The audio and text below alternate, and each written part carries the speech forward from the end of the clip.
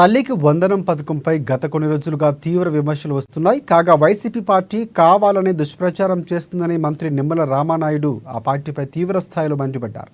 తాము ఇంకా తల్లికి వందనం పథకాన్ని అమల్లోకి తీసుకురాలేదని, ఆ పథకంపై విధి విధానాలు రూపొందిస్తున్నామని, ఇక ఆ పథకం అమలు కాకముందే వైసీపీ పార్టీ దుష్ప్రచారం చేస్తుందని తీవ్ర స్థాయిలో ఫైర్ అయ్యారు.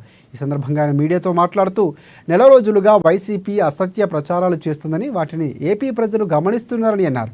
తమ ప్రభుత్వం ఇచ్చిన మాట ప్రకారం రాష్ట్రంలోని ప్రతి విద్యార్థికి 15,000 రూపాయలు ఇస్తామని మంత్రి చెప్పుకొచ్చారు. కాగా కొద్ది రోజులుగా సోషల్ మీడియాలో అమ్మకు వందనం పథకం కింద ఒక ఇంట్లో ఎంతమంది విద్యార్థులు ఉన్నా కేవలం 15,000 రూపాయలు మాత్రమే ప్రభుత్వం ఇస్తుందని పలువురు ప్రచారం చేస్తున్న క్రమంలో మంత్రి ఈ వ్యాఖ్యలు ఖండించారు.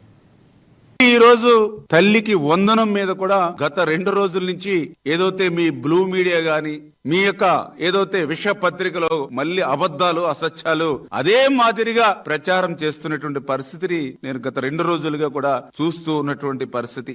ఏదైతే ఇంకా తల్లికి వందనం మీద ఇంకా మేము ఎటువంటి విధి విధానాలు ఇంకా రూపకల్పన చేసుకోనప్పటికీ, ఎందుకంటే ఇప్పుడు ఏదైతే జగన్మోహన్ రెడ్డి మాటిచ్చి మడమ తిప్పి అమ్మఒడి ఒకరికి ఇస్తూ ఉంటే ఎంతమంది పిల్లలకి ఇస్తూ ఉన్నారు, ఆ ఒక్కరికి కూడా ఎంతమందికి ప్రభుత్వం ఎగ్గొట్టింది.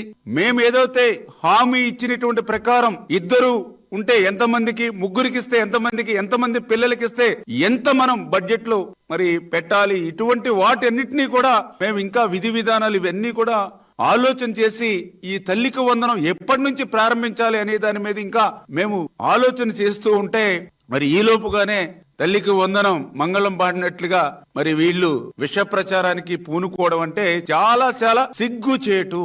ఎందుకు సిగ్గుచేటు అంటున్నానంటే తల్లికి వందనం గురించి ఈ వైఎస్ఆర్సీపీ నాయకులకు మాట్లాడి